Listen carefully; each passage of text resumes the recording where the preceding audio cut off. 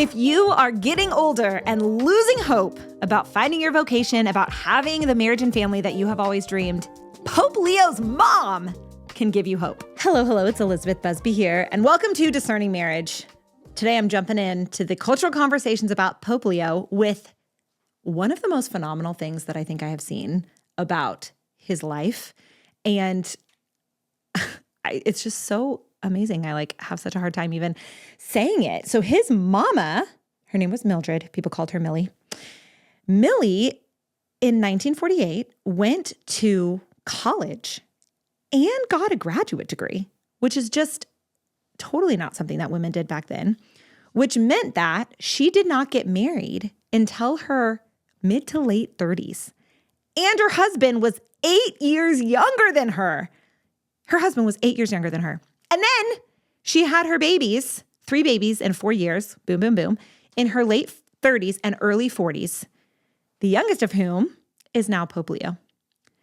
I get questions all the time about working women, about what is the proper role of femininity, like should you just get married as soon as possible and have as many babies as you possibly can?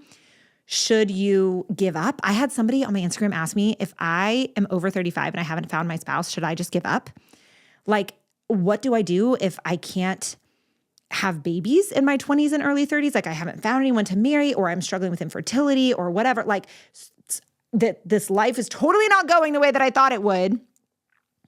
What do I do? How do I hold out hope?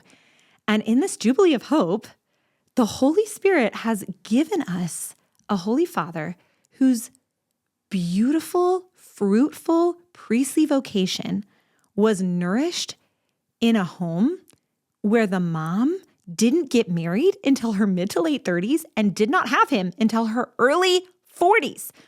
That marriage, that home produced a pope. That is just so incredible in this age where there is so much vitriol flying back and forth about the role of women in the home, about wanting to get married young, about agony and not having hope about getting married later, having babies later. Oh my goodness. The Holy Spirit is so generous to all of us with this story of Mildred Provost and her incredible path to her husband and her babies, the youngest of whom is now Pope Leo. I just can't get over it, you guys. I just really get this sense that the Lord is trying so hard to instill in the hearts of everyone discerning marriage an unquenchable hope, right? Unquenchable is not the right word. Probably more like unsquashable, unquenchable. It will be quenched in eternity, but it can't be squashed, right? He wants, in this Jubilee of Hope, he wants you who are discerning marriage, whose life isn't necessarily going the way you thought it would go. The timing isn't going the way you thought it should go. You're looking around and all the people around you are married already, or they're having babies already, or whatever. If you are having a hard time developing hope in your heart, I want Millie Provost to give you some hope that it does not have to just look one way. A path to holiness, a path to fruitful, healthy vocations in your children, raising your children to know and love Jesus and to serve him with all of their hearts.